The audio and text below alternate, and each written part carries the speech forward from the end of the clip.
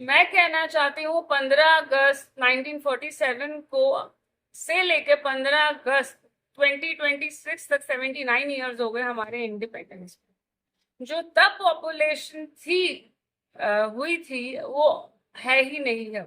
अब उनकी future generation है और इस समय जो हमारी पॉपुलेशन है दैट इज 145 करोड़, उसमें से 62% इस समय एम्प्लॉयबल है।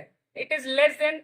मेरे कहने का मतलब ये है कि अब ये सही समय है कि जो हमारे जो बच्चे हैं या जो यंग जनरेशन है, हम उनको अच्छे से नरिश करें स्कीम्स और प्रोग्राम्स गवर्नेंस के हिसाब से, कि वो कल को कॉन्फिडेंट सिटीजन्स बन सकें और किसी भी एफ्लिक्शन या किसी भी इलेजिटिमेट थ्रेट्स, अब्यूज या क्राइम का शिकार होकर गलत पर्सनालिटीज ना बन सकें। मेरे हिसाब से इसका जो सबसे बेस्ट प्लान होगा वो होगा कि सारी मूलभूत सुविधाएं जनता को देना। एक तो हमारे यहाँ पे जो पॉपुलेशन है वो 80 करोड़ लोग अभी भी गवर्नमेंट से फूड लेते हैं।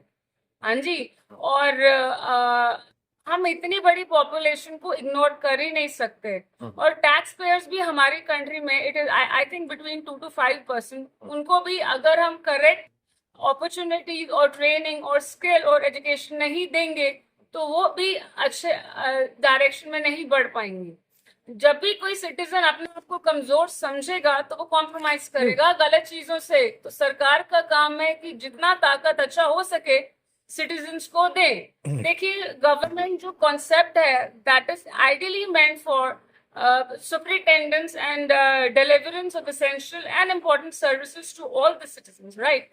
तो मेरे कहने का मतलब ये है इस सरकार को और फ्यूचर गवर्नमेंट्स को कि जो पास्ट गवर्नमेंट्स के वर्क हैं वो उनको अब और इम्प्रूव और अच्छा करें। ठीक है, जैसे कि एजुकेशन रेवोल्यूशन आजकल एक इन टॉपिक है and that is very relevant. अगर मैं कहती हूँ कि हमारा जो 62% पॉपुलेशन है that is under the age of 60 years, इसका मतलब बहुत सारे बच्चे हैं जिनको बहुत अच्छा एजुकेशन हम दे सकते हैं। ठीक है जी। तो उनके लिए schools, colleges, relevant educational material, resources का इंतजाम करें। देखिए, ताकत इंसान में तभी आएगी जब वो प्रिपेयर्ड होगा और प्रिपरेशन के लिए जरूरी है कि उनको प्रॉपर एजुकेशन दी जाए। अब वो क्या वोकेशन प्रोफेशन में जाएंगे या उनके अपने शौक है, उनका अपना स्किल है, उनकी अपनी पसंद है।